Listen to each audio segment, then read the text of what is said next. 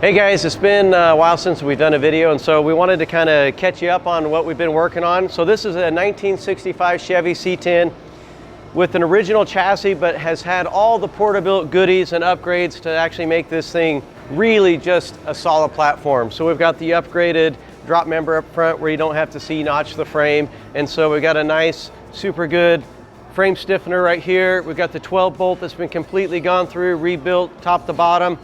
And at the same time, we're starting to get some of it put together. We've had it powder coated a special color.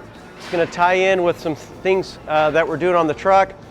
Probably about 10 different samples of powder coat in red to try to accomplish the special mixture we came up with for this to match what we're doing. So one thing we won't do is we just won't pick red and say paint a chassis red. We actually spend a lot of time developing the color of red that we want so that we make sure that this all comes together, because I've seen plenty of trucks out there where it wasn't super fluid, like the color choice and things are way off, and we want to make sure that that doesn't happen to us. Well, you can see we've got our airlift module is going to go here. We're going to have the flow tank that we are going to have Cerakoted that will go right here, and then from there hopefully next week we're going to start looking at getting the body set on here. But we're right now in the middle of painting the motor.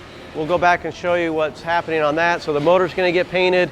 We'll get the drive shaft in here. We'll get the exhaust system all put back in, and everything, fuel, exhaust, motor, all that will be done. We'll be ready for the cab in about a week. We'll be all detailed out, ready to just set it on and start wiring it up. Once the cab goes on, we'll have the wiring ready to go. And the wiring's actually all been planned out, laid out. You can see these are little things that line up with stuff inside the cab that allow us to come through and penetrate wiring real quickly and disseminate the wires where it needs to go without actually just trying to jam them and move the wires in a way that could be potentially harmful or cutting into the chassis or just not looking as clean as we would like it to look. So anyway, so we're hoping to keep you guys updated on what's going on. This is going to be a super, super nice truck. As always, you know, we try to do a really good job, but you know, we have great clients and great customers, and so we like to make sure we are doing a very top-notch job for them. But follow me over. Let's go take a look at the paint booth and back in the body shop and things they're working on. So we're going with the same color of red, just slightly darker, and we did that on purpose. And so you can kind of see that it's in the booth. We got some cool stuff that's going to happen. We got some other parts right over here that will be painted. They won't be that same color, but they'll be a little bit different color. And then we can start putting the whole front runner system and everything back on it. And so it'll look super good. It's all Holley components and everything. So over here you can see radio's a little loud. Hopefully you like wrap. You can see we got black, white, but then we got that same stripe that's buried between the paint. See, right now we haven't even cut and buffed it, and I can't even feel it. It's just melted in there.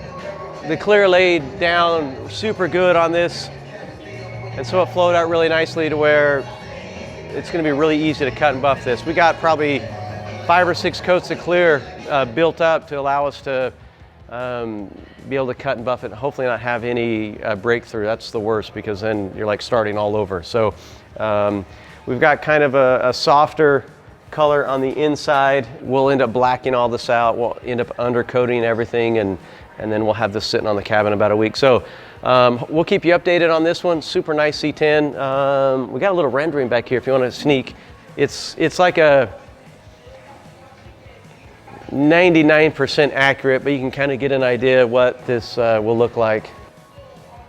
You know, when you design something 10 months ago, and it's cool to see it finally come together. Inside, it looks black, white, and red. And that's what we were going for. We didn't want it to look anything other than black, white, and red. We didn't want to see flake in it. We didn't want to see pearl in it. Indoors is fine, but when you take it outside, it actually has a little hint of red pearl inside the black, and a little bit of white pearl here. And I don't think you'll pick that up until it gets outside, but it actually helps tie it all in.